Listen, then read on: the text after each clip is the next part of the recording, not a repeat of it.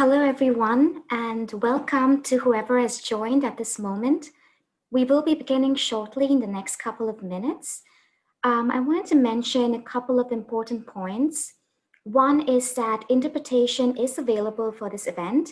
If you look at the bottom of your screen on the Zoom bar, you should see an icon that mentions interpretation, and you have the option to choose French or Spanish. We ask that you maintain your channel throughout the event if your desired language is French or Spanish. We'd also like to mention that we will not be taking questions during the event. We have a special session allocated to Q&A. If you see at the bottom of your bar, there is a box that mentions Q&A. Please post your questions in that box, and we will address those questions during the session allocated for Q&A. Hello and welcome again.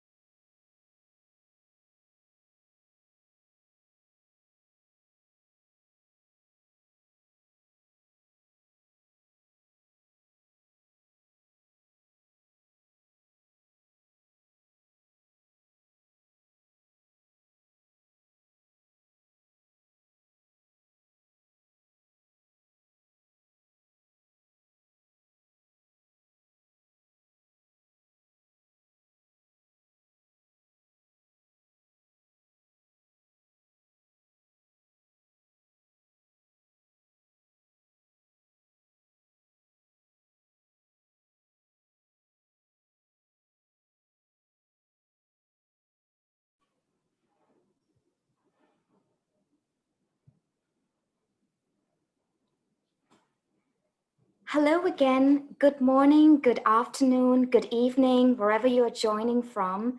Thank you very much for joining this event.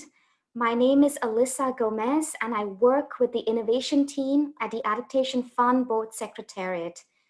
The innovation facility at the Adaptation Fund is led by my colleague, Ms. Saliha Dobatzik, who is the Senior Climate Change Specialist on the team. I will be moderating this launch event with our partners for the program, the United Nations Development Program, the United Nations Environment Program, and the Clean Technology Center and Network.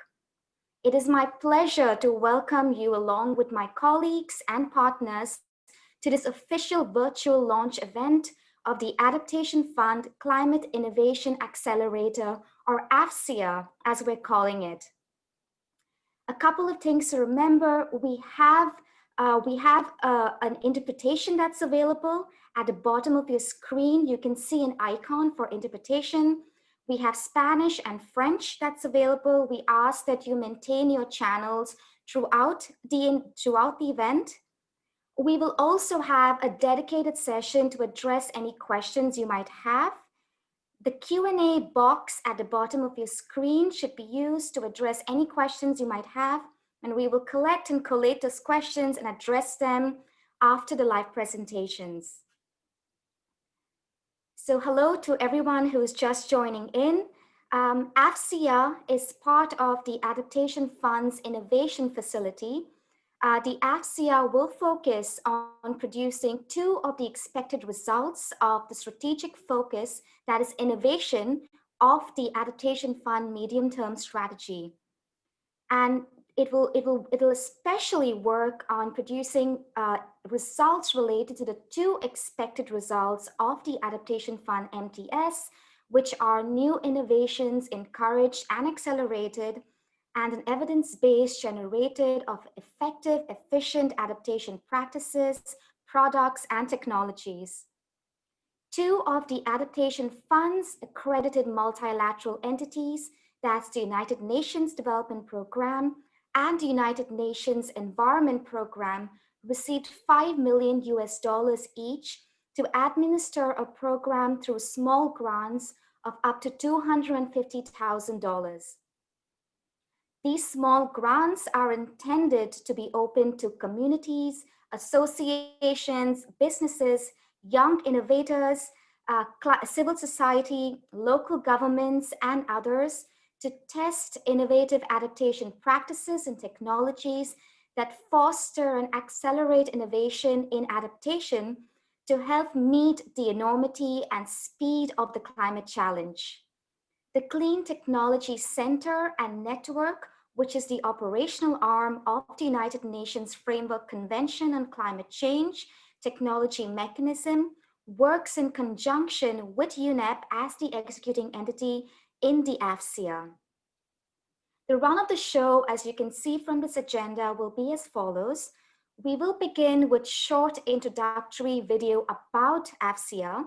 This will be followed by welcoming remarks in the format of short videos from our partner leads, including one welcoming remark from a partner from CTCN, that is Dr. Rose Mabasa. She's the director of CTCN, and she'll be providing a live welcoming remark.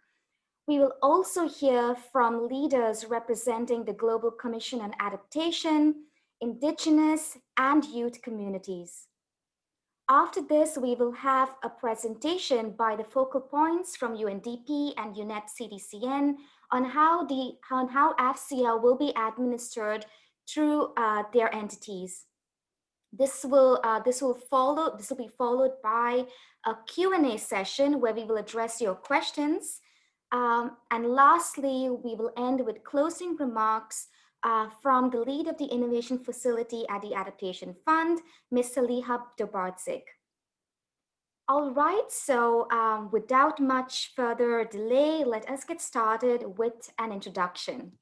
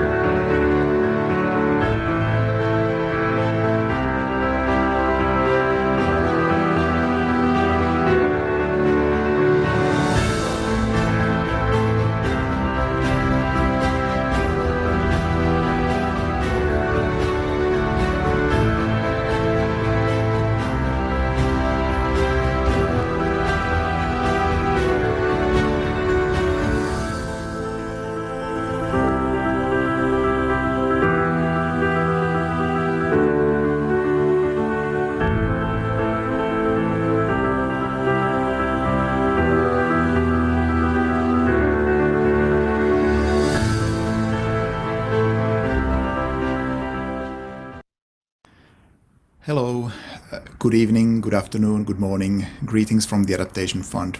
It's a great pleasure to join you through this message. As the founder of the Adaptation Fund Climate Innovation Accelerator, or AFCEA, we're very excited to see this special financing program being launched. It's very timely during these challenging times of the COVID-19 pandemic that have affected all of us, especially the most vulnerable that were already hit hard by climate change. This program will reach a diverse set of stakeholders and those affected directly on the ground. Over the last 13 years, the Adaptation Fund has been at the forefront in the transition from business as usual development to climate change adaptation. The fund has been pioneering concrete projects on the ground and innovative climate finance modalities such as direct access, which empowers countries in taking ownership in adaptation. Very often Adaptation Fund projects have been the first adaptation actions in many vulnerable places throughout the world and have created innovative models that were replicated or scaled up with financing from additional sources. However, adaptation finance only represents a small fraction of all climate finance, and it isn't enough to meet developing countries' global adaptation needs. So we need to take innovation a step further to help meet the scale and speed of climate change. The Adaptation Fund made innovation one of its 3 strategic pillars alongside action and learning and sharing, and has established a dedicated innovation facility. The facility is aligned with the Paris Agreement, which calls accelerating, encouraging, and enabling innovation, which is critical for an effective global response to climate change. The Innovation Facility already offers a small innovation grant program to the fund's national implementing entities, or NIEs, through direct access, and that is available for those 32 countries that have accredited an NIE. We see these grants already making a difference, such as in Chile, where a project is demonstrating innovative solutions to improve urban water security. AFCEA adds a new opportunity under the facility to develop and test innovative adaptation practices and technologies and generate an evidence base to scale up effective solutions. What is special about AFCEA is that it is designed to reach a broad range of potential grant recipients, including vulnerable countries that do not yet have NIEs, as well as NGOs, community groups, local governments, young innovators, entrepreneurs, and others. We are very happy to join forces with UNDP, UNEP, and CTCN, who will administer these exciting new grants. We have long-standing partnerships with each of them, and they all do great work. We look forward to working together to accelerate innovation in adaptation. Thank you very much.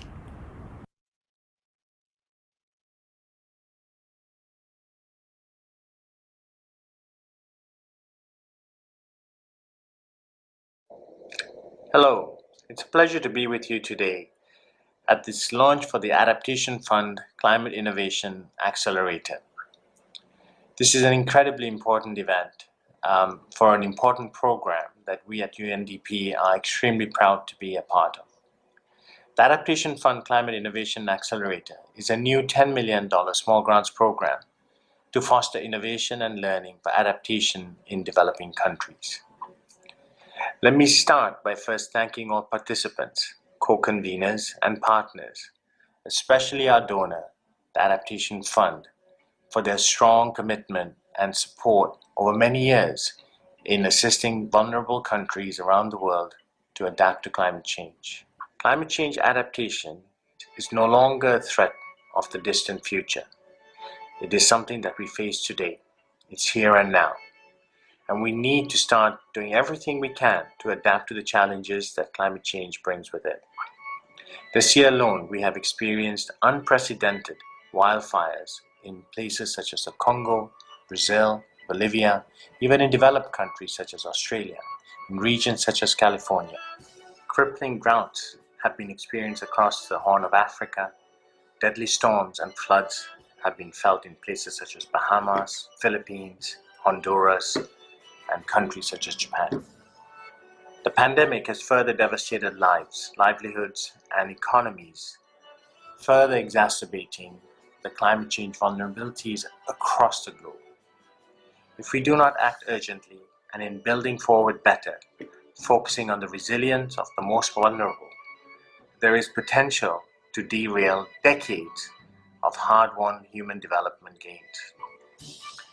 By 2030, climate change alone could drive an additional 100 million people back into poverty and derail efforts to reach targets outlined in the Sustainable Development Goals as well as the Paris Agreement.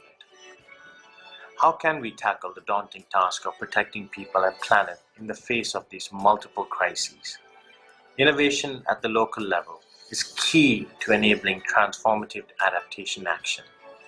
The innovation that we are looking for is not limited to technologies, but also practices, business models, and most importantly, behavioral changes that catalyze adaptation solutions and build adaptive capacities for the long term.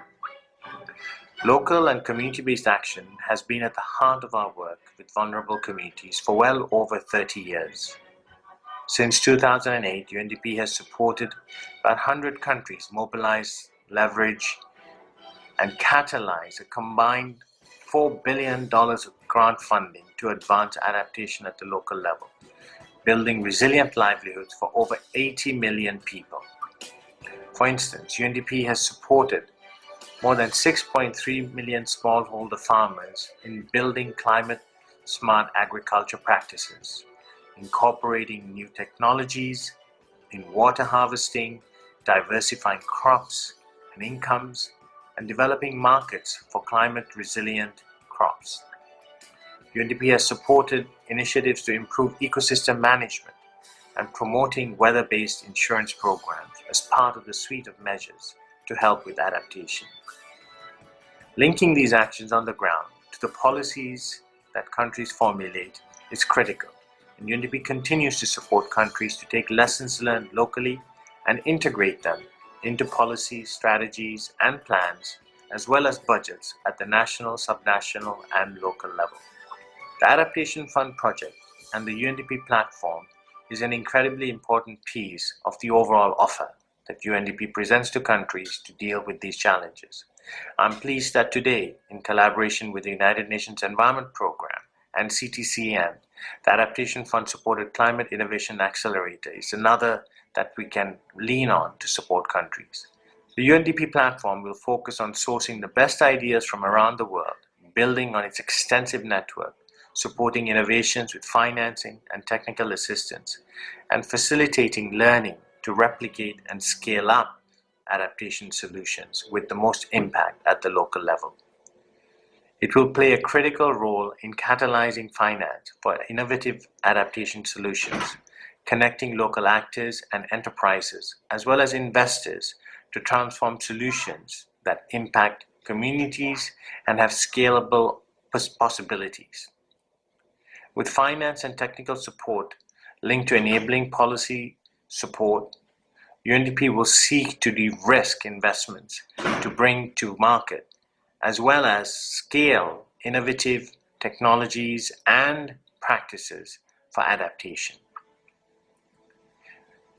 By supporting peer-to-peer learning, networking, and partnerships, this project will provide an incredibly important opportunity to create a thriving marketplace for adaptation solutions, crowding in public and private sector for adaptation action.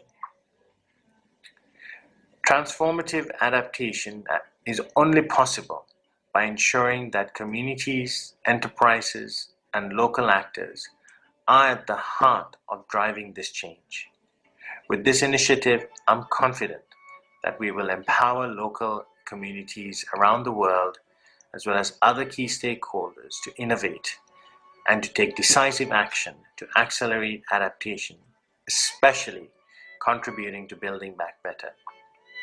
I wish you all a fruitful launch and look forward to working with our partners in making this initiative a success with sustained impact on the ground.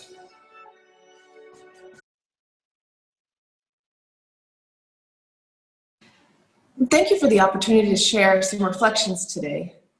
The urgency of climate change is obviously well understood, as is the fact that it will take no less than transformative action to adequately address it. In the recent publication, United in Science 2020, they reported that the emissions gap in 2030 is estimated to be between 12 and 15 gigatons of carbon dioxide to reach the 2-degree target. And for the 1.5 degree target, it's estimated to be closer to 30 gigatons. This is roughly equivalent to the emissions of the 6 largest emitters. Now, this is a gap that we can still close, but it's going to require rapid and transformative actions. And even while we work to achieve this, we know that climate change is already happening, and that's why we have to focus on adaptation. According to UNEP's latest emission gap report, adaptation is expected to cost between 140 and 300 billion annually by 2030. And by 2050, it's going to be up to nearly 500 billion. To meet these costs, governments are going to need the right physical incentives and regulatory signals for the financial sector to invest in research and development of adaptation that meets the needs of vulnerable people. And that's why UNEP is delighted, together with UNDP, to be administering the Adaptation Fund Climate Innovation Accelerator. While UNDP will administer grants for innovative projects, UNEP CTCN will provide technical assistance on the design and implementation of these chosen projects. And this will provide that much needed know-how and funding to an area that typically gets less attention than the mitigation side of climate change. In the process, it'll help to improve the lives of people who are already living with the consequences of climate change. Now that the accelerator is open for business, UNEP will spread the word among our many networks to attract really promising projects. And we stand ready to contribute to these valuable ongoing efforts in order to respond to the consequences of climate change. Thank you for the opportunity to share these remarks, and I wish you the best of luck in the workshop.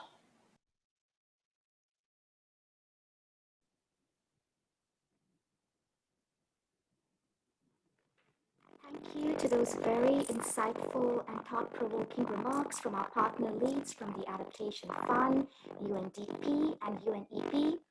We're very excited to have here with us right now Dr. Rose Mabasa, who is the Director of the Climate Technology Center and Network.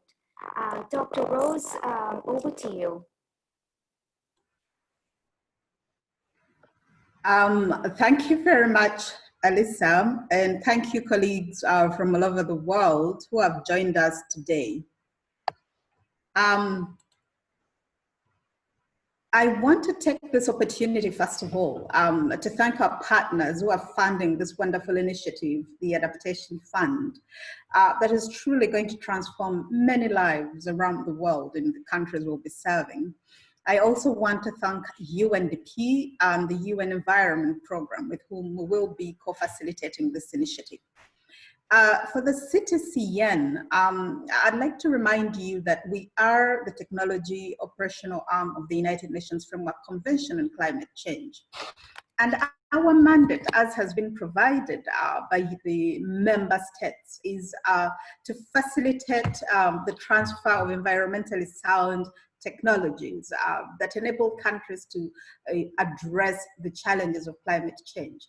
Adaptation still continues to be one of those challenges where there is least innovation compared to mitigation, but also where there is least funding, as Miko, the manager of the Adaptation Fund, has told you.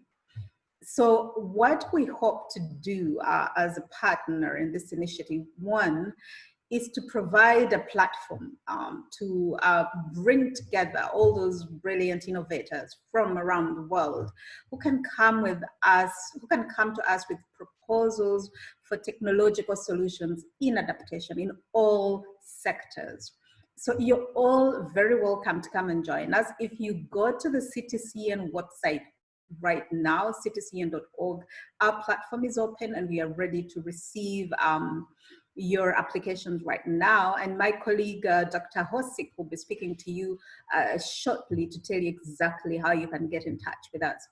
So I will tell you why this is important. The CTCN was established with a network of over 161 focal points that were established by the United Nations Framework Convention on Climate Change, who we call the National Designated Entities. And with them, we now have been able to provide over 300 technology solutions in over 100 countries. And we know that this works. These technology solutions have not only helped create resilience, but they've also enabled the leveraging of further funds within the Green Climate Fund, the Global Environment Facility, multilateral development banks, but also other funding sources. So this is very important. Another important component of the work that we do is that this initiative is also going to help us to enhance and grow the knowledge that we have on adaptation solutions around the world. right now, the CTCN hosts the largest source of information on climate technology descriptions anywhere in the world. So there are technology descriptions in almost every sector you can think of, again, if you go to our website. And we see this as contributing tremendously to that process.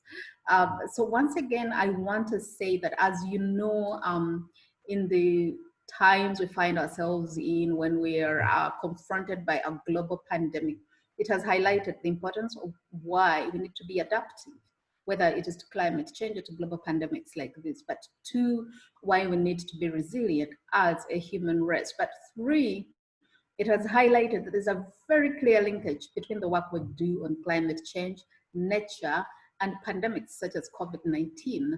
So in engaging in this facility, we are bringing together these spheres that are really very important for the survival of the global community as we are.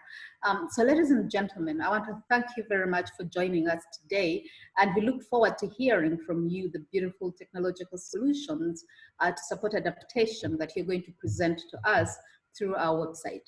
Thank you very much. Over to you, Alyssa.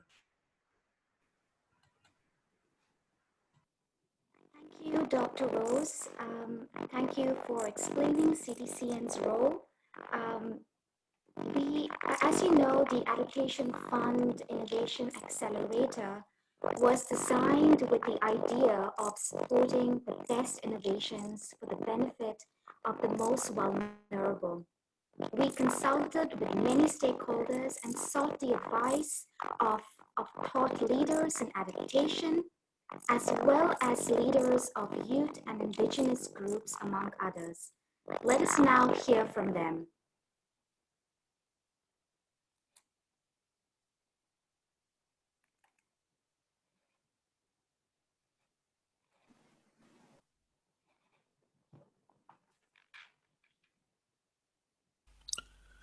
Hello, my name is Salim Ul Haq. I'm the director of the International Center for Climate Change and Development at the Independent University Bangladesh in Dhaka, here where I'm speaking from. And I work on the issue of locally led adaptation amongst vulnerable communities, both in urban and rural settings, in Bangladesh, in South Asia more broadly, and in the least developed countries in Asia and Africa. And one of the big issues with working with vulnerable communities is the lack of access that the communities have to either funding or advice or knowledge or any kind of support. And it's extremely important, but also at the same time quite difficult to find out exactly what is needed and what can be provided and supported in those communities without looking at them as simply beneficiaries or targets. We have to recognize their ability, their knowledge, their experience, and then try and build on that in order to help them develop there. So it's extremely heartening to know about this new initiative by UNDP that is going to be able to enable these kinds of grassroots communities who are working on climate change at the local level, at the impacts level, at the front lines of the climate problem, to be able to access international support at the global level from the likes of the UNDP new innovation program. One of the opportunities we will have in the coming months to enable this community to link up with the UNDP initiative is the annual Gobeshona conference that we organize. Gobeshona is a Bangla word for research, and the Gobeshona platform is a platform of researchers and decision makers and grassroots level organizations who will be meeting from the 21st to the 24th of January 2021, next year. We used to meet as a physical event here in Dhaka, Bangladesh at my university over the last 6 years. Next year will be our 7th year, but from next year we are making this into a virtual event, and it's also going to become a global event, not just a Bangladesh focused event. And the global event theme is going to be on locally led adaptation, and we will have many different organizations, groups providing and sharing information across the world So we will do it across 24 hours over 4 days with different sessions aimed at different parts of the world, from the Pacific in the east to South Asia, and then Middle East, Eastern Africa, Western Africa, Europe, and then the Americas, Latin America, and the North American continent as well.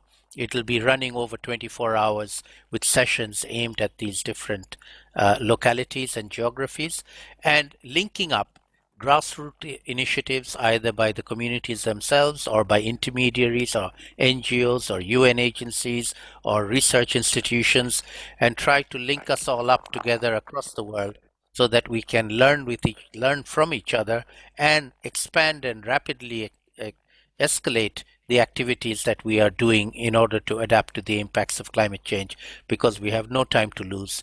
This year, 2020, we are stepping into a climate change world, and we have very little time to deal with that impacts of climate change. And so we have to scale up all our activities as fast as we can. And that is something that I'm very, very eager to pursue. And I hope to work with UNDP in doing that going forward. Thank you.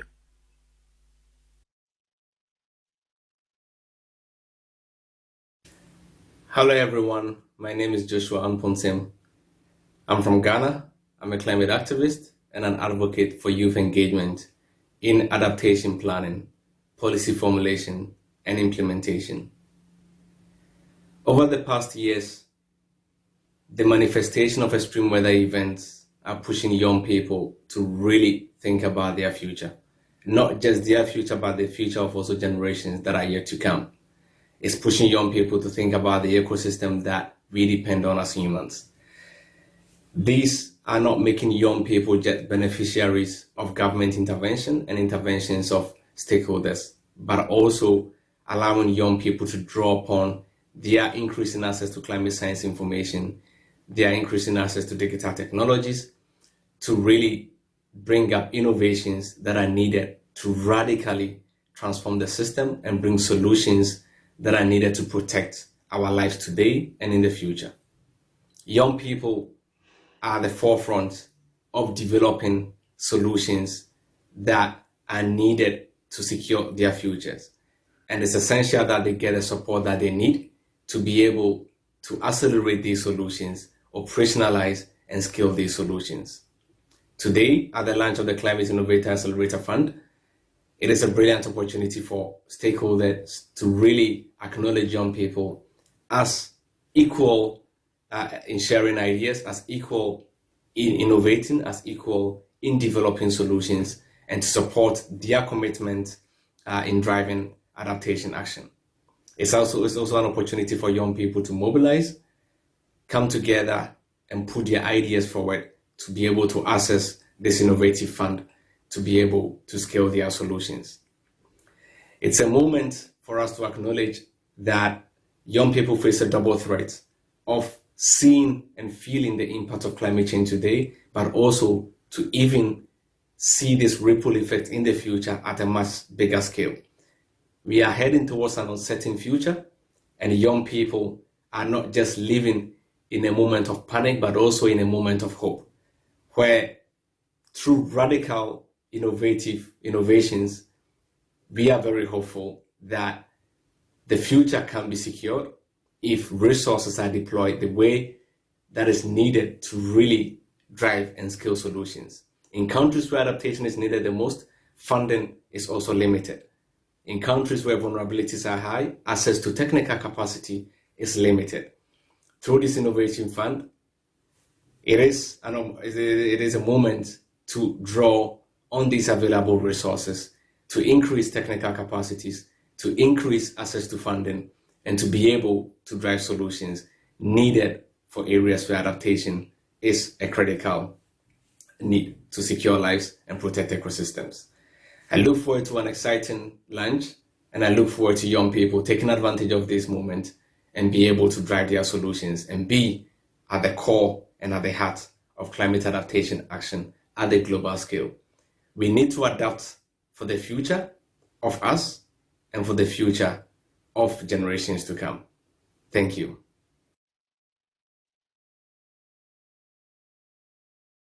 Dear all, It is an honor for me to be part of the launch of this exciting initiative, called it Adaptation Fund Climate Innovation Accelerators. In this time of multiple crises, where communities like mine are suffering from climate change and from COVID and its sanitarian and economic consequences, resilience is more than needed. It is time to scale up effort for adaptation.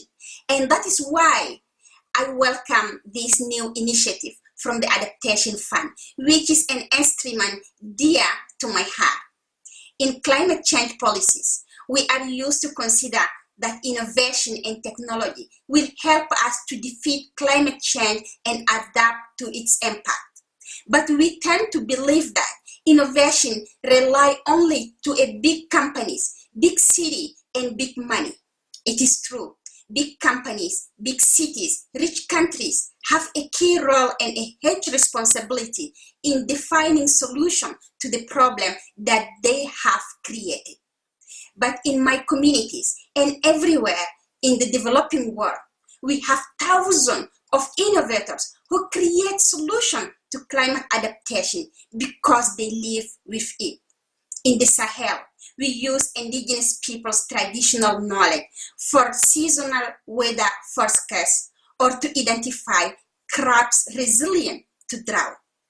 My grandmother is, for instance, more useful than a group of research that want to develop sustainable and resilient agriculture because she knows better her environment. But she doesn't have access to resources and means to implement her solutions. My brothers and sisters of the Pacific have traditional knowledge very useful to prevent hurricane and adapt after they are hit. All over the world, people are innovating and they need help. They need resources. This is why this initiative of the Adaptation Fund, it's right on time, 5 years after the Paris Agreement, when we all face violent climate impact. We launched this tool to provide a small grant to those who really need it. Supporting this innovator, indigenous peoples, local communities, and civil society initiatives can contribute to save lives and to implement the SDGs, giving to peoples who are impacted the key to build their own solution. Thank you so much, and looking forward to see the first project impact changing lives.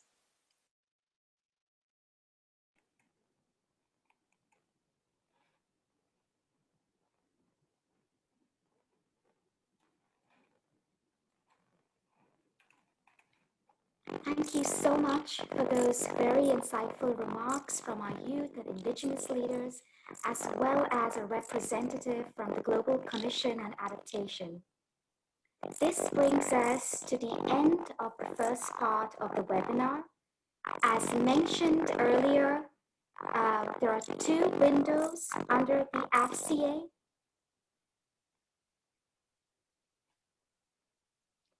Sorry, I understand there is some disturbance. Give me one moment.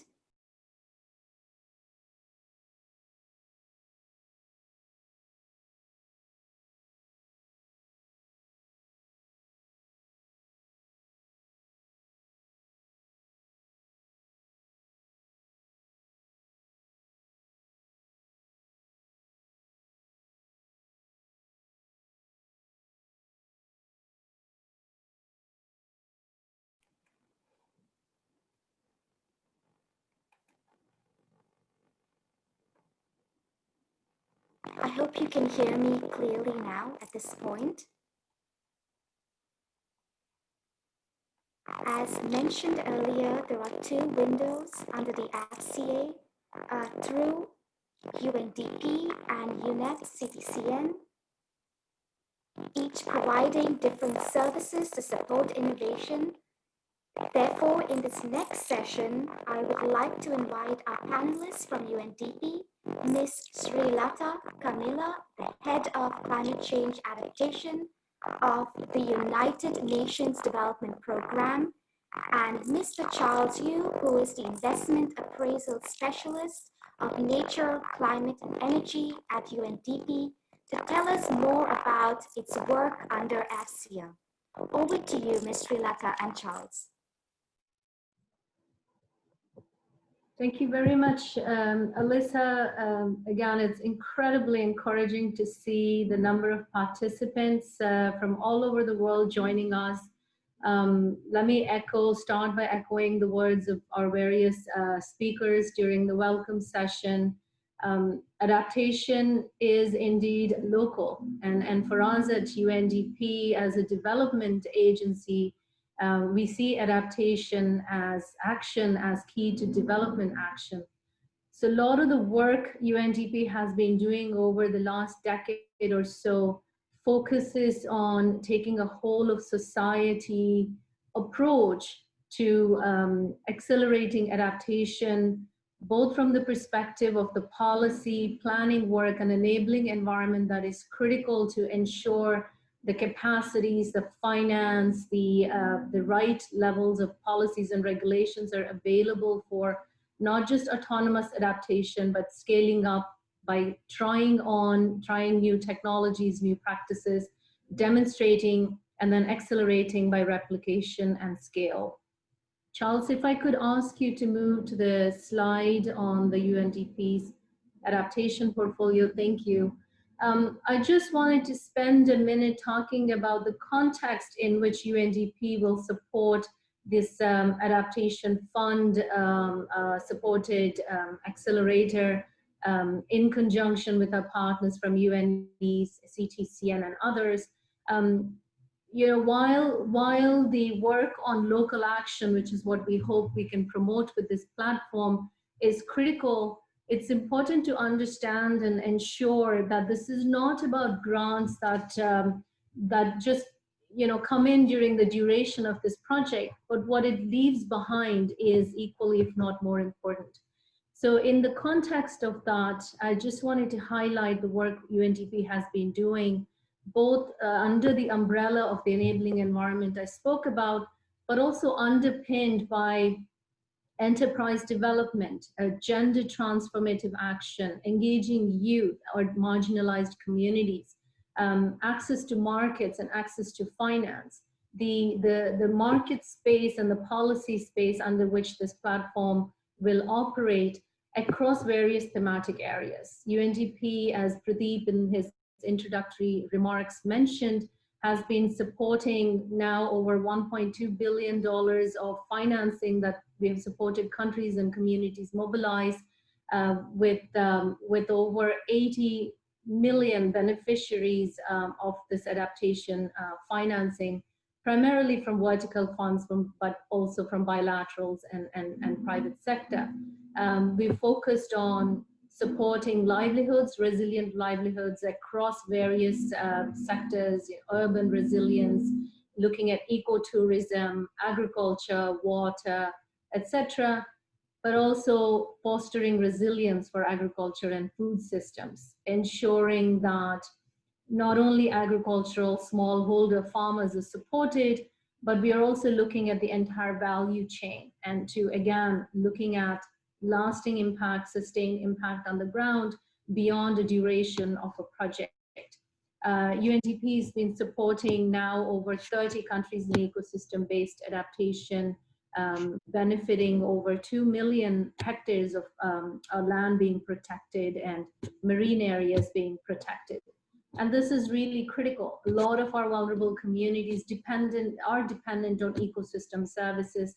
And there's a very strong mutually reinforcing efforts of both ecosystem restoration, conservation to buffer against climate impacts, but a symbiotic relationship in which the livelihoods and lives of the communities dependent on these ecosystems are protected as well. UNDP has been working in resilient water resource management, coastal management, and again, in the context of from small island states to urban resilience, access to drinking water, working with water utilities and water resource management, transboundary governance. the reason I wanted to mention some of these thematic areas to say and to hopefully really reinforce that a lot of these sectors or thematic areas really lend themselves to very integrated approaches and approaches that leave behind a lot of socio-economic benefits. Again, reinforcing the point that adaptation is development action. And the portfolio of work UNDP has been advancing in the countries that I mentioned, it has had an immense track record of working with local actors. Community-based adaptation, again, working with market actors, beneficiaries, local extension agencies, civil societies, and NGOs. And what I'm excited about the platform that we're supporting with Adaptation Fund's donation in terms of, as a donor, bringing together the partners, as Nico mentioned, is that it really targets innovation. And innovation which focuses on empowering local stakeholders, being able to promote technologies, ideas, practices, business models, across a range of what I would broadly consider social enterprises. It could be civil society, NGO, farmer cooperatives, individual innovators, youth, focusing on women-based enterprises. Again, to say that transformative action for us would mean that local action is leading the way. And we hope that by connecting these innovators to an ecosystem of technical partners, to investors, to legal advisors, to business development advisors, impact investors, we really create a pathway from incubation to acceleration to sustained impact that these enterprises can have in the local communities, but hopefully with an enabling environment that UNDP supports under which this platform can operate. And we look forward to convening various actors and bringing to bear the innovation to market and scale with evidence that can actually inform policy that in a cycle reinforces the action on the ground. With that, let me turn over to my colleague Charles to actually talk about how this platform will work. We see a lot of questions on how this will be operationalized, and hopefully this rest of this presentation will answer some of those questions. Thank you. Thank you, Shalata. My name is Charles Yu. I'm the Investment Appraisal Specialist for the Nature, Climate, Energy team in UNDP. And thank you for Shalata being introducing for our portfolio.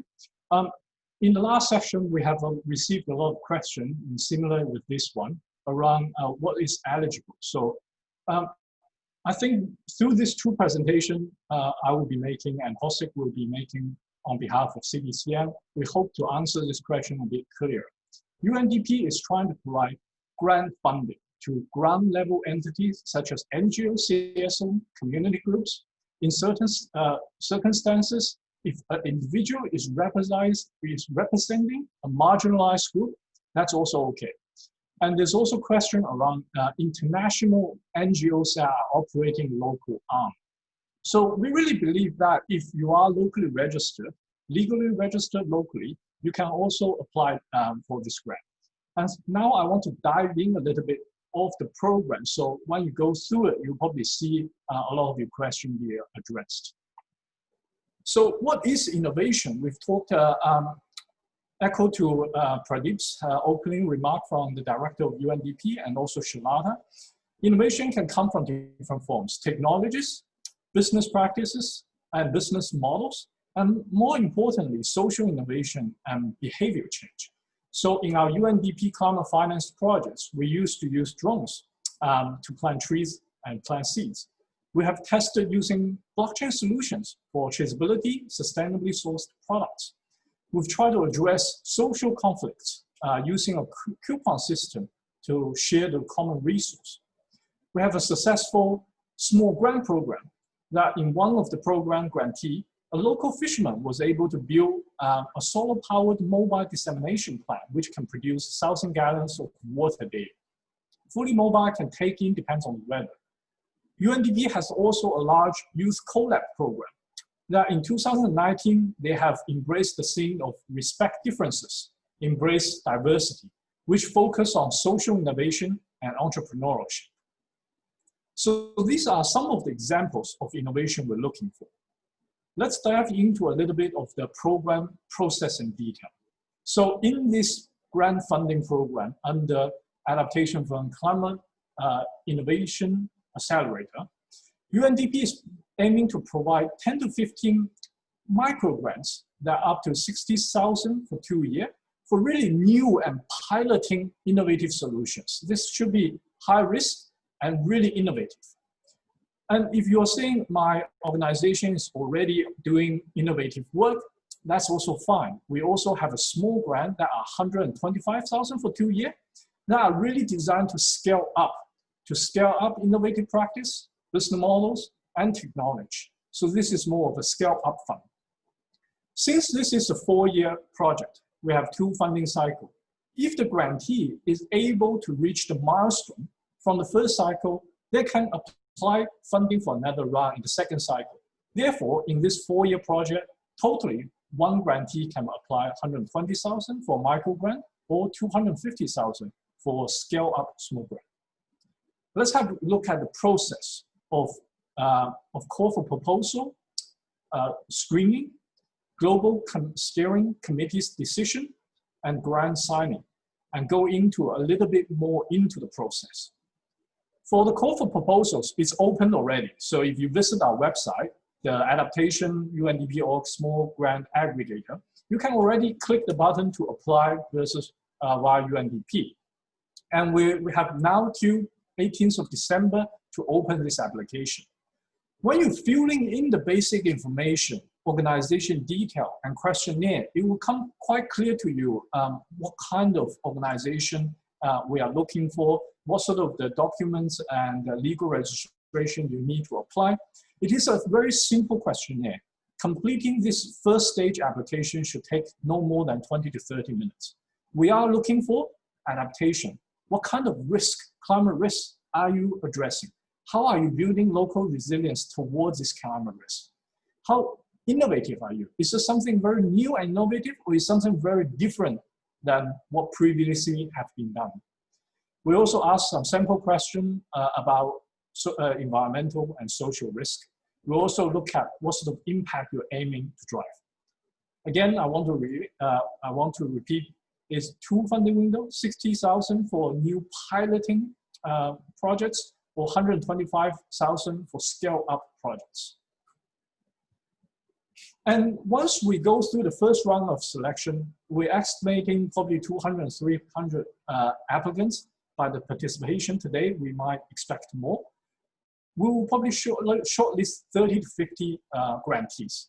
So through this process, we'll work with you individually to answer your question, to see whether you are international NGO but operating locally, whether you are consortium with other government or initiative. We will work with you one-on-one to identify how we can best address those issues and whether there's any restriction for funding.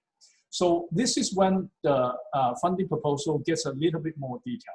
Again, for the 60,000 piloting projects, we're not looking for too much. We're looking for a 2-year work plan, targeted impact results, and some budget and disbursement schedule. For the scale-up grant that are designed for organizations with already customer base and beneficial base, we will look at a little bit more information, such as some baseline assessment. What sort of climate risks are you trying to tackle? What are some technical system and business advisory plan you want us to help you with? You can propose to us such a requirement, which I will explain a bit later, that how can UNDP best support you. We also consider a little bit on gender mainstreaming, social impact consideration, and what kind of scale-up investment brokering consideration you have. So this timeline is between first 2 weeks of January.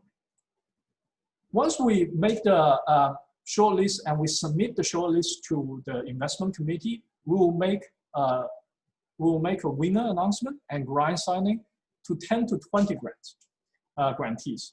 This is only the first cycle, and I want to emphasize that UNDP is actively working with other bilateral donors to scale up this program. So it is entirely possible that you can receive further information on other rounds of funding. once other bilateral donors might want to join us to co-finance the program. Once we sign the grant with UNDP, we will host an inception workshop, and we will use the information in the proposal to draft an acceleration plan. After that, after the inception workshop and the acceleration plan, UNDP will begin to share information with you. Training sessions, some are mandatory, most are optional because we believe it is really a solution proposed by on-ground NGOs and CSOs. So we really want to help you success. We'll help you with networking events with government and with UN entities. From then, grantees will be operating more on their own in a sense that are agile with UNDP's platform support and engagement. It really depends on individual engagement. If you really want us to support on technical support, we can help. If you want us to support advocacy, we can help. So let's go through a little bit why, what's UNDP's offer here, and how is this a very different program from traditional managed innovation challenge or challenge fund. UNDP is bringing the UNDP platform for this program, and we're very committed.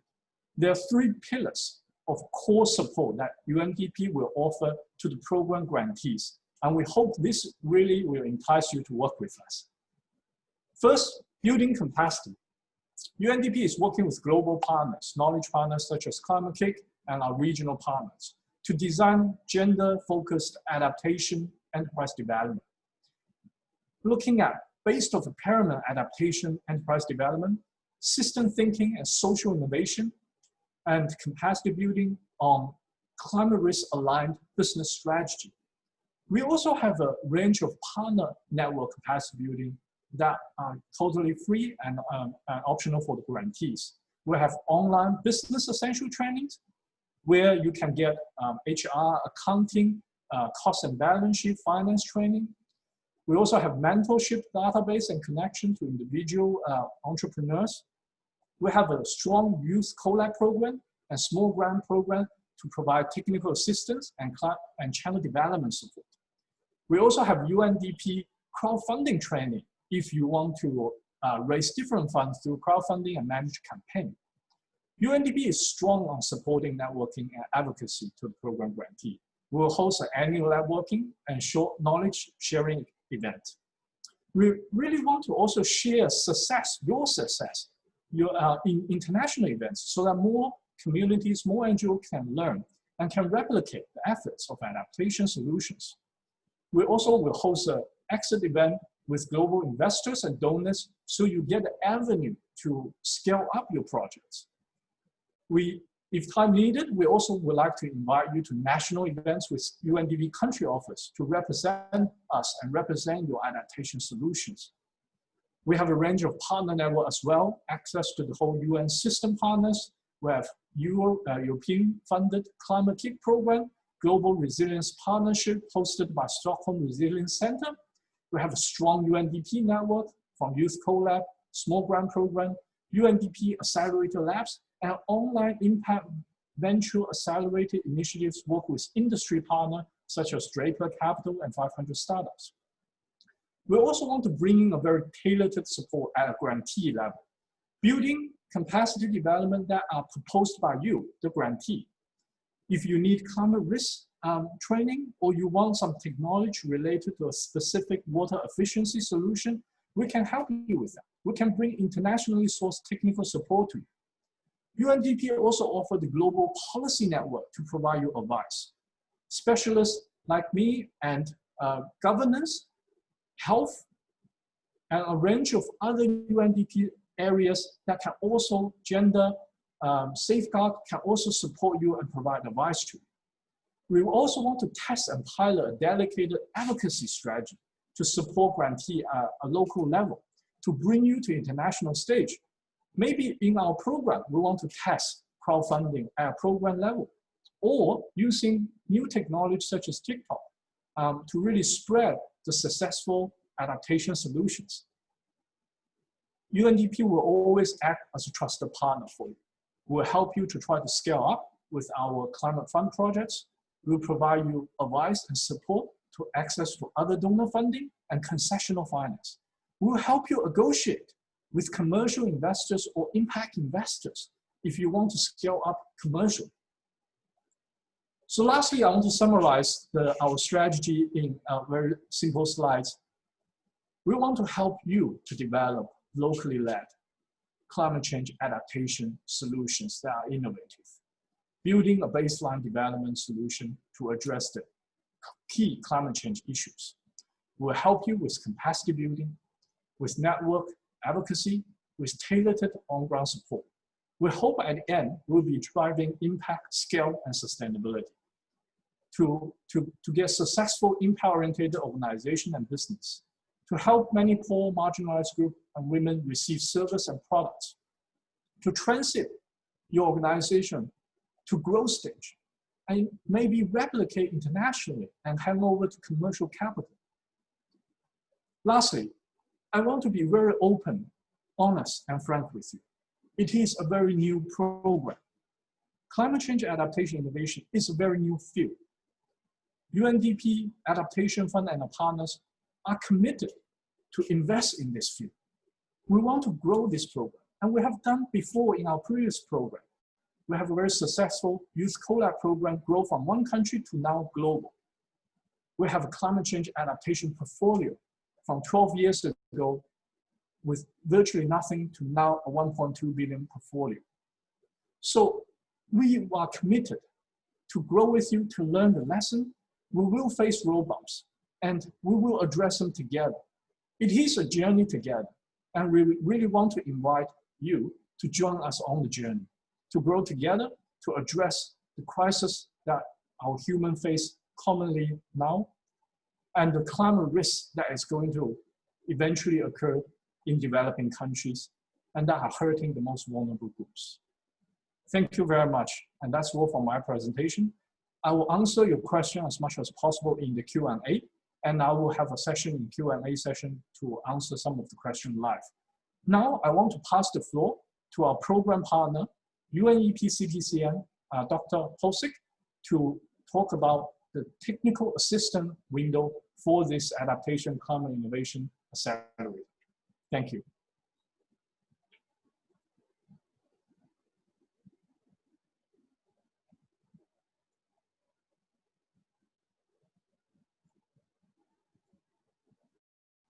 Posick, the floor is yours. Thank you, Charles. Good morning, good afternoon, and good evening. My name is Ho-Shik Chan, and I'm an adaptation specialist for Asia and the Pacific region, working at the Climate Technology Center and Network. Before starting my presentation, I would like to say thanks to all participants in this event for their interest in the Adaptation Fund, Climate Innovation Accelerator.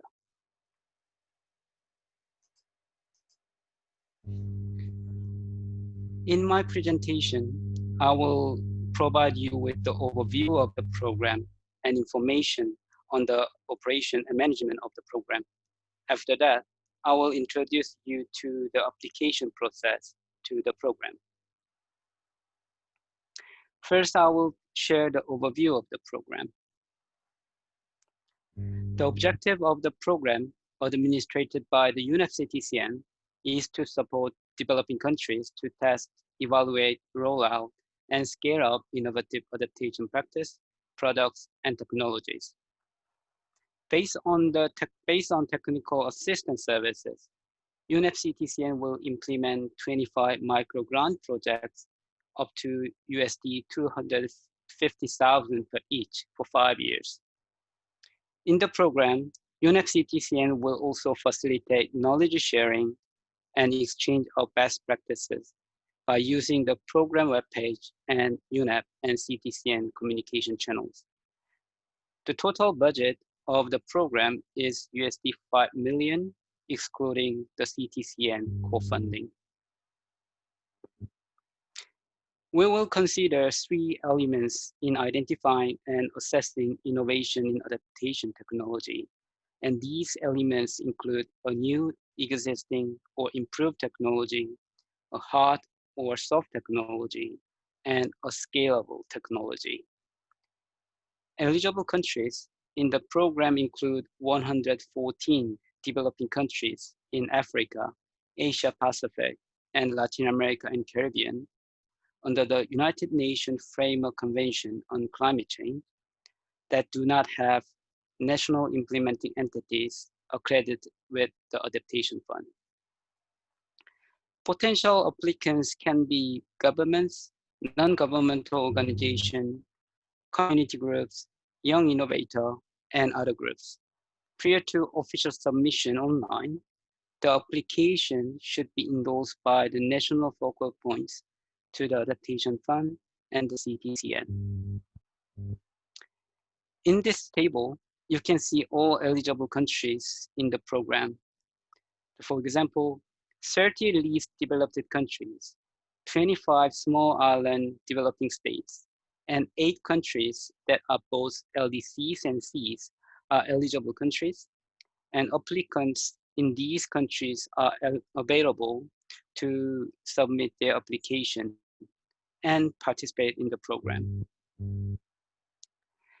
As mentioned earlier, UNEP CTCN will implement 25 microgrant projects in developing countries based on technical assistance services, decision-making tool, feasibility of technology options, piloting and deployment of technologies in local conditions, and private sector engagement and market creation are examples of the technical assistance that UNEP CTCN can provide to developing countries through the program.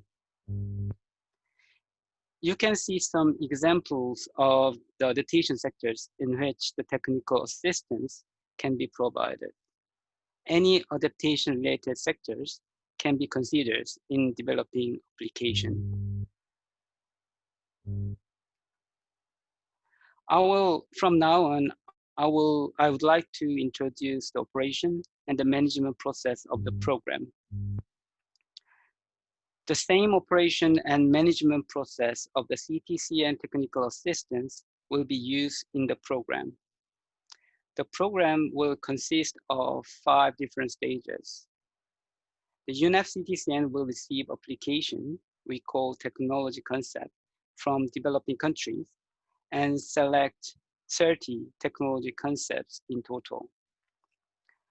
The selected 30 technology concepts will further develop it as project concept notes. After that, UNEP CTCN will select 25 project concept notes for implementation of microgrants projects. Finally, network members of the CTCN will be selected to provide technical assistance implementing 25 microgrant projects.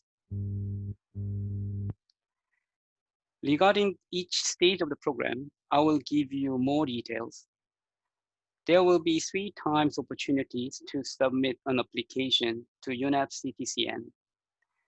The application we call the technology concept is a short description of the requested technology.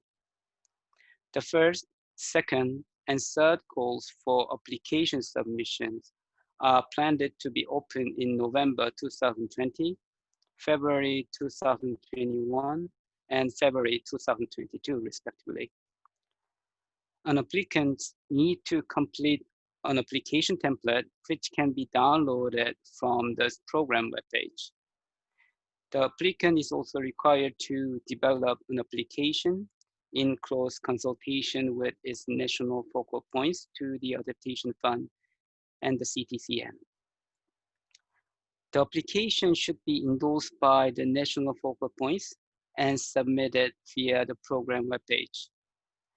I will provide you with more information on the application process in the next part of my presentation.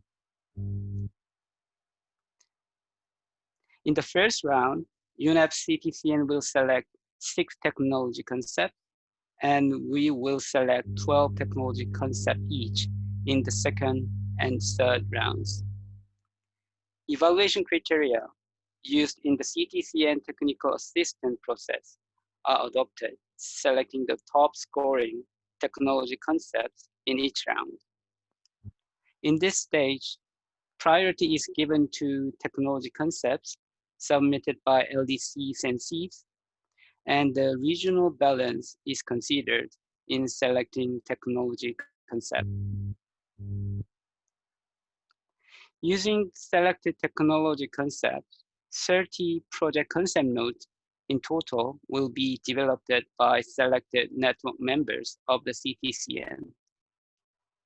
The project concept note is a design of customized solutions tailored to the needs of developing countries, and duration of the project concept note development will be up to 2.5 months per each. The select network members of the CTCN carry out initial scoping assessment, such as adaptation needs and gap assessment in the sector.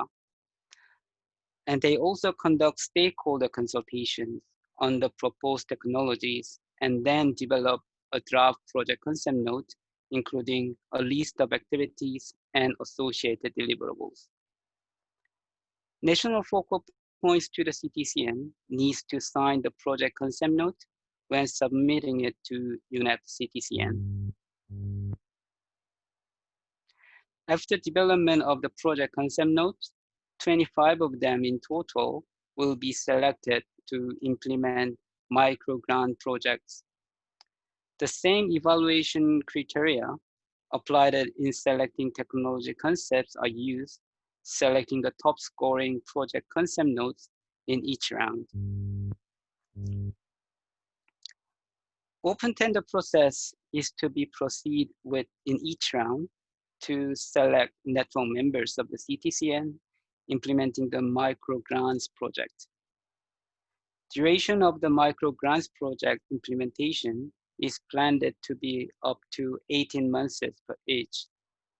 And monitoring and evaluation strategies is applied in the beginning, implementation, and end period of the micro grant projects.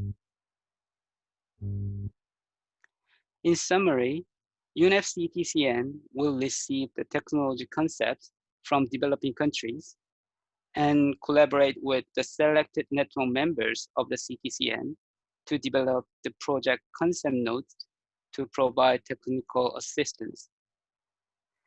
Selected project concept notes will be implemented as micro grant projects by network members selected by the CTCN.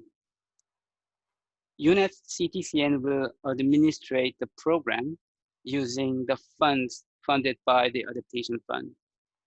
You can see some expected outcome of the program in this figure as well.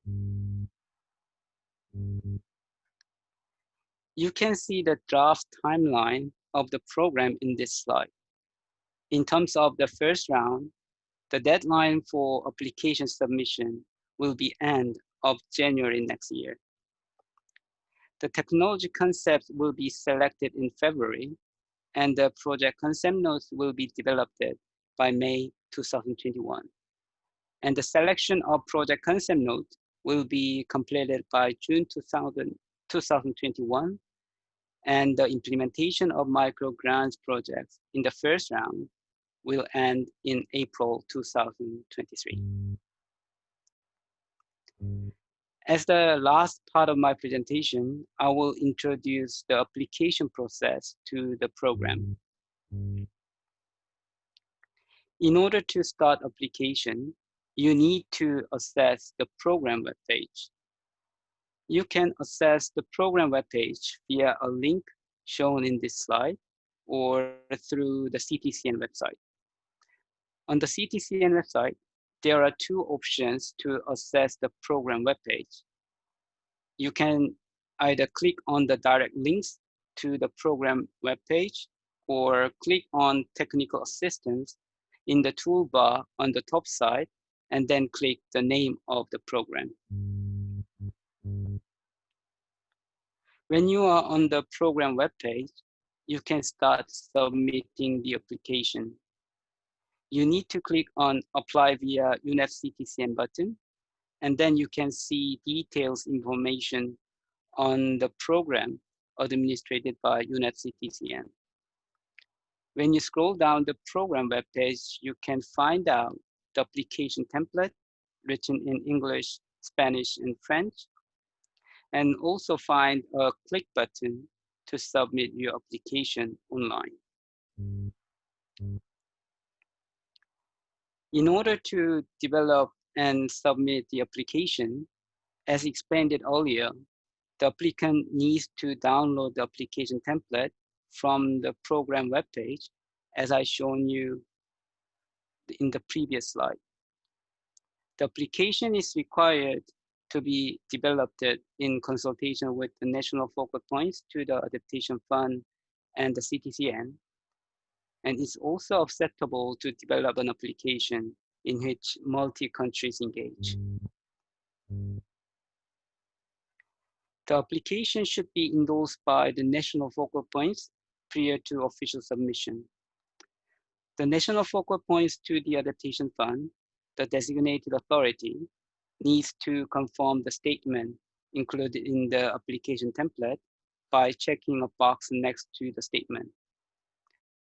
The national focal point to the CTCN, the national designated entity, needs to sign the application before online submission to UNEP CTCN. Please note that if the application does not have endorsement from the national focal points, it will not be evaluated in the selection stage. The national designated entity of the country should submit the application via program webpage. It is required to provide basic information online when submitting the application. The national designated entity also need to upload the endorsed application and click on Submit button to complete the application process. As an upcoming schedule, you can now submit your application via the program webpage. The first call for submission of the application will be open until the end of January 2021. If you want to know more about the program, please visit the program webpage. So this is all my presentation. Thank you for listening, and please feel free to ask when you have questions. Thank you. Right. Thank you, Charles, and thank you, Hosik, for this presentation. It was very loud and clear. I would now like to take this opportunity to invite our panelists to turn on their videos so we can get kick-started with the Q&A session. We have received a number of very, very interesting questions, and I would like to get that started without any delay. So I believe we've received a number of questions that have been repeated, and one of which is whether universities and startups can apply for these grants, and also related to this, if INGOs are eligible to apply for these grants. Another question would be related to how will UNEP, CTCN, and UNDP ensure that projects will be aligned with national adaptation plans? So I'll let you get started with these two questions. Maybe Charles and Hosik, over to you. Sure. The project, the core focus of the project is innovation, and for UNDP is to support on-ground innovation. We certainly will check with the UNDP country office on the national adaptation plan, but we don't really want to restrict the grantees on certainly follow a certain path. The difference of this program is to have the on-ground entity to propose an innovative solution and have UNDP to support it, not UNDP telling the on-ground organization what to do. So I think we will align to national adaptation plan as much as possible, but I don't think any on-ground adaptation building resilience is something that we will just say no to. Of course, I think we will be welcome. For universities, as long as the university is apolitical, so does not associate or have strong political involvement with the government, then yes, for example, public universities are generally fine to apply. For startups, if you are not-for-profit, then yes. If you're for-profit, then you might want to seek CTCN's window. We are working hard to try to in the future to work with social enterprise, for-profit entity. But for this round of funding, it is really focused on NGOs, CSO, community groups, and cooperatives. Thank you. I hope I addressed those questions. Jose, would you like to add? Thank you. So thank you for the question, first of all. And I got actually two different questions. One is whether university or startup can be the potential applicants for the program. And my answer is yes, if, especially the university, if they have some idea and they make application, have a consultation with their national focal point, and it is endorsed by their national focal point, then it can be definitely submit to the CTCN program, UNEP CTCN program. And the second question was related with some national plan for the adaptation, including national adaptation plan. If you see our application template, there is a section to ask to announce whether this application is related to their national priority for the adaptation. So maybe you can, not only for national adaptation plan, but also you can mention whether this application also relate with NDC, nationally determined contributions, and also whether it's related with technology needs assessment.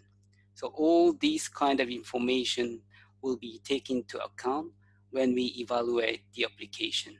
Thank you. Thank you, Hosik and Charles. Can you also address on whether international NGOs are eligible to apply for these grants? Yes, sorry, I missed that part. So if you're international NGOs that are legally registered locally, yes, certainly. Again, the key concept is support locally led action. So if you are working locally and registered locally as an international NGO, then you are eligible to apply. And we will, again, as I mentioned in the process, that the first stage application doesn't take long time. It takes 20, 30 minutes. And once we actually shortlisted you, we'll work with you individually to check status, to make sure we are all okay before we submit you to the investment committee. So please rest assured we will help you once you get to the shortlist stage. Thank you, Charles. We have another question that was repeated a few times, and this relates to, can a grantee apply to both CTCN, UNEP, as well as UNDP?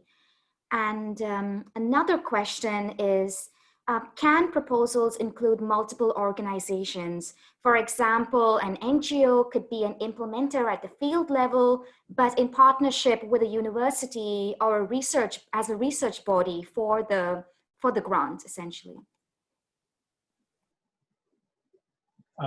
Thank you for the question. This has come up with a lot. We will, as a co-administrator, we'll make sure there's no duplicated application. So you can only apply to either UNDP or CTCN, UNEP's funding window.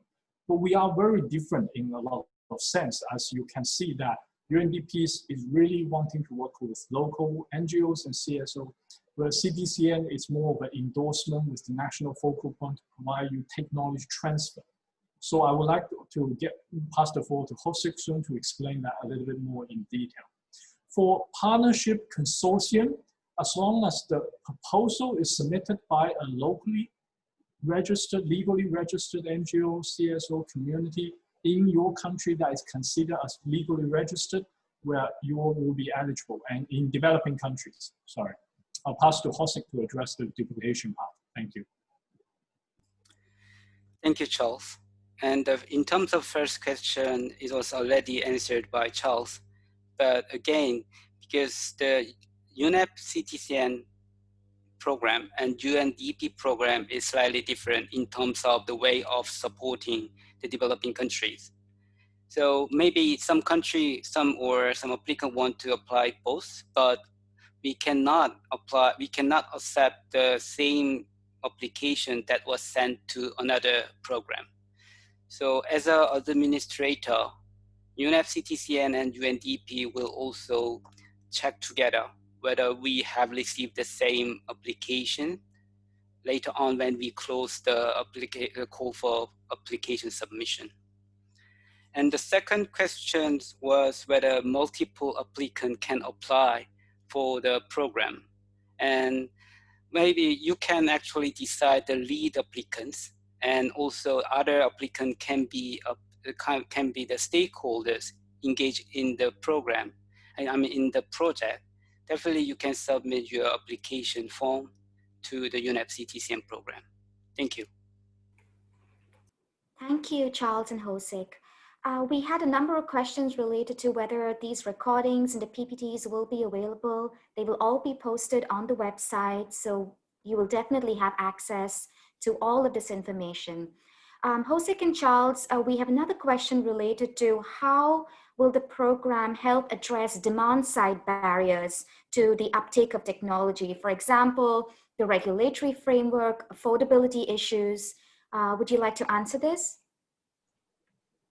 This is a great question. I think in UNDP, our portfolio of policy supported the government is working quite hard on this topic. And I don't think it's the intention for this program to change national policy, but I think the evidence, the knowledge that we're building up from this program, advised by NGOs and organizations to us, can help us better inform and have a conversation with the government to discuss the potential policy intervention and policy change that is needed.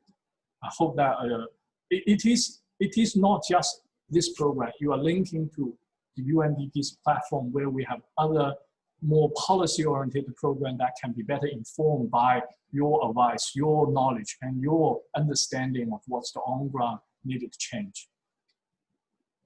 Hosik, would you like to add in from your point of view? Yeah. So in terms of the question, maybe that is kind of the strength of our program, because we will introduce you to the network members who have a different expertise of the technology implementation or technology-related consultations. So depending on your request, let's say technology concept, maybe we were looking for the best partner for you to find out the solution in terms of the barrier of technology implementation in the developing countries. So we were looking for the best partner for you when your application was selected and further developed it for the micro grant projects. Thank you. Thank you very much for those responses. So we know that these grants are essentially for developing countries to meet their climate challenge needs, essentially.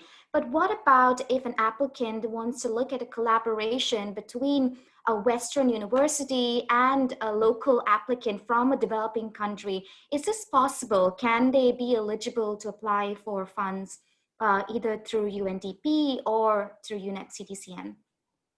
So I think I've already addressed that by saying as long as the proposal is submitted from the local organization and the funding mostly go to the local organization.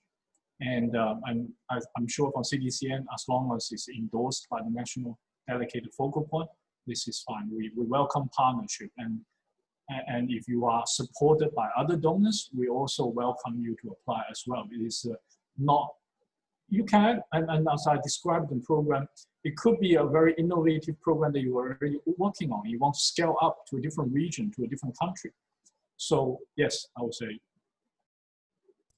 yes, you can apply. Hosik, thank you. Yeah, from the UNEP CTCN program, let's say if there's applicants having a kind of collaboration to develop the applications, and one is from the developing countryside and the other is from developed countryside, it can be possible. But again, our program is based on technical assistance. That means that they can be the applicant, but they cannot be the technology provider. So if the developed country join to develop the application, yes, they can, but they cannot actually, can expect that that project can be implemented by themselves, because we will find out the right partner among our CTCN network members. Thank you. Thank you very much. Now, if the proposal has to be approved by the NDE, we have a question related to the fact that is the NDE going to be provided with a small percentage of the administrative proceeds, as in the case with the NDA for the GCF, for example? At the moment, actually, there's no administrative fee that we can provide to the NDE when we provide this technical assistance. So we don't have this kind of the additional kind of funding support to the NDE process. So this is also influence to our UNEP CTCN program. So I would like to say there's no additional like administrative fee than we can provide to the NDE. Thank you. Okay, so I have two more questions related to the fact that there were related to the issue of social innovation. So does the concept of technology and innovation include social innovation as an approach to adapting to climate change? Are grantees allowed to apply for these capacity building elements through their proposals? And another question is related to the eligibility of countries. Can you please walk us through? We have a number of participants asking if their countries, for example, in Belize, the Dominican Republic, are eligible to apply. So if you could just clarify that for us, Hosik or Charles. So please, probably the best answer is to visit our website. We will provide a more detailed list for UNDP. As long as you are a developing country, now if you just search developing country, United Nations, you will get a list. And if you are from the developing country list and seeds, you're both welcome to apply.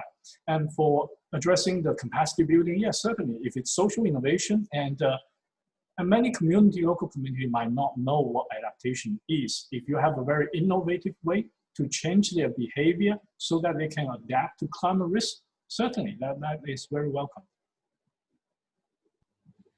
Hosik, I will ask you on the eligible country list because I think CTCN has a more restricted list. Yes, thank you, Charles. So in terms of the eligible countries, yes, as I mentioned during the presentation, there are 114 countries. And all these countries you can find out from the program webpage.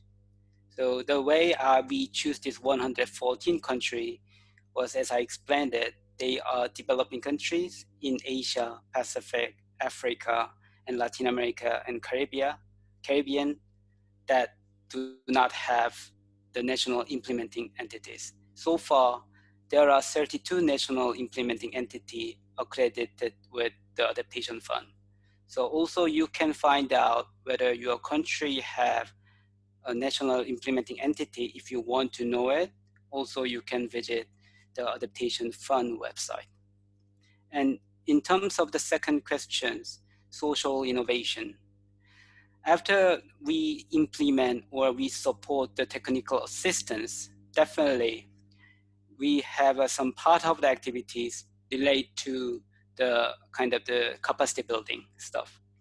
And in that cases, definitely we will also think about the agenda related with enhancing the community or some kind of local governments kind of increase of their capacity. So social innovation can be part of the agenda or part of the activity in the capacity building processes during the microgrant project. Thank you.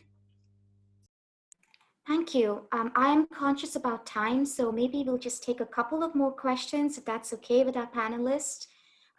We have a question related to the thematic focus of the programs. Do nature-based solutions and ecosystem-based adaptation themes apply? And related to this is how developed do solutions need to be? For example, what should be the ideal technology readiness level of these proposals?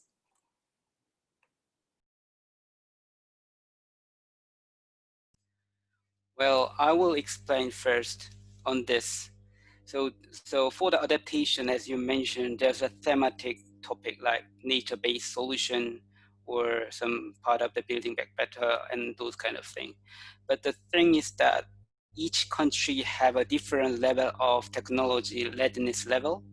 And these kind of the different level also need to take into account when applicant develop their application. And based on their kind of the request from the technology concept, we also looking for the best partner who can actually deal with this kind of barrier. And especially if there are countries with a low level of technology readiness level, then we will looking for the network member who can also cover capacity building activities and also technology implementations in the country. So depending on the country level, I mean the level of technology readiness level, maybe it will be a bit different when we find out the right partner for collaboration with the developing countries. Thank you.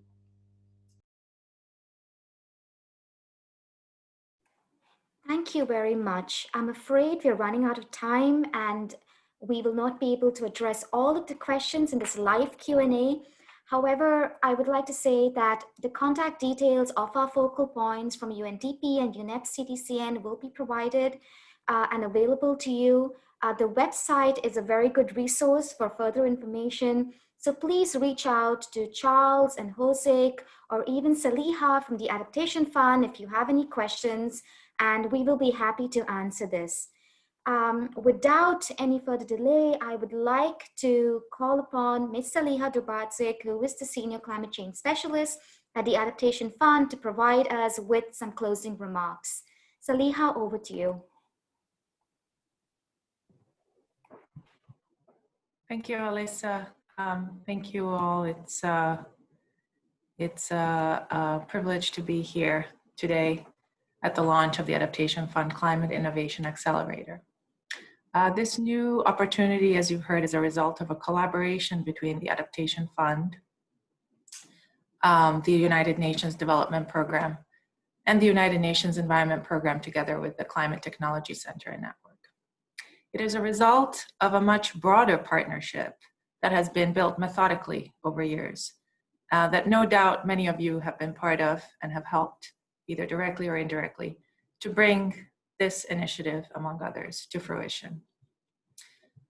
What is special about AFCIA is that it is designed to reach a broad range of potential grant recipients in vulnerable countries. As mentioned by the manager of the Adaptation Fund, Mikko Ollikainen, and as you've heard, the Adaptation Fund has made innovation one of its 3 strategic pillars, alongside action and learning and sharing, and has established a dedicated innovation facility.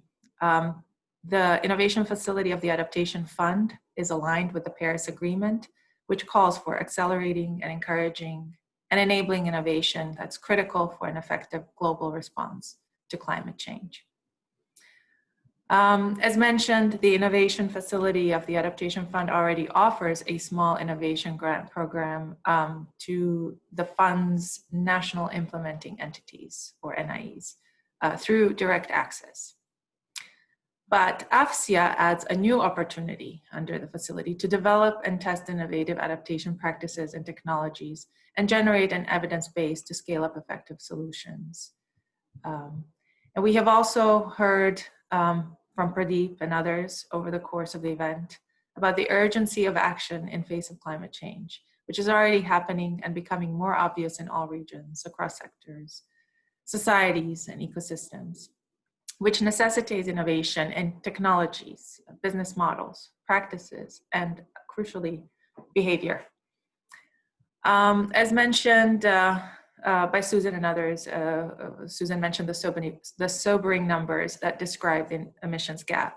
And as others have mentioned as well, we've heard how the Adaptation Fund finance is scarce and currently inadequate for meeting developing countries' global adaptation needs, which makes innovation a crucial step towards meeting the challenge of climate change. Dr. Rose, who was very kind to join us live, talked about the importance of technology solutions and their important role in leveraging funds further for adaptation. We heard that there are technology prescriptions in almost all sectors, and with this program, with AFCIA, it is hoped that this body of knowledge will grow and be enhanced. The global pandemic highlights the reason why adaptation and resilience are important. And the pandemic highlights the link between the work that is done here and the challenges such as this. We heard about the importance of the local and community-based action and locally led adaptation in both urban and rural areas, and how main challenges include a lack of access of communities to funding, as well as knowledge and support, as mentioned by Dr. Salim. Young people are at the forefront of the solutions and the need to support their commitment to climate change solutions. In Joshua's own words, young people are not only living in a moment of panic, but in a moment of hope. We need to work together to adapt for the future that belongs to the youth, after all. We heard from Hindu as well, how indigenous communities are disproportionately suffering from climate change, but how they are sources of traditional knowledge that can help adapt to climate change. However, the challenge has been the access to funding again, and therefore opportunities like AFCIA are much needed. Innovation is about engaging a new set of actors, stakeholders, groups, communities, and networks. It is about being open to unconventional sources of solutions and new and fresh perspectives, and creating spaces that allow their innovative solutions to emerge. It is very much also about partnership. We've heard from UNDP on how it will offer its small grants for innovation and how it will provide support to, among other things, build capacity, network and advocacy, as well as tailored support. We've heard about the pathways of scaling up with climate funds and the hope of helping build the ecosystem for innovation and to grow this initiative together. We heard about the importance of learning from this experience and leveraging this knowledge together. We have heard how UNEP CTCN will support innovative approaches that will support the developing countries to pursue their strategies for climate change adaptation or their challenges to environmental resilience. And we were shown how to submit an application and where to find more information. Please remember that you can apply from now on. I hope that you have found this event informative, and I would like to invite you to check out the program web pages and reach to us, just as Alyssa mentioned. Thank you again for joining us, and I think we all look forward to collaborating with you in the future. Thank you, Saliha, and thank you Jose, and thank you Charles, thank you Srilata and Dr. Rose for all these wonderful presentations, very informative. And especially thank you to our panelists, to our participants for this lively discussion. We are very excited about this initiative, and best of luck. And I hope you have a wonderful rest of the day, afternoon, evening. Bye-bye now.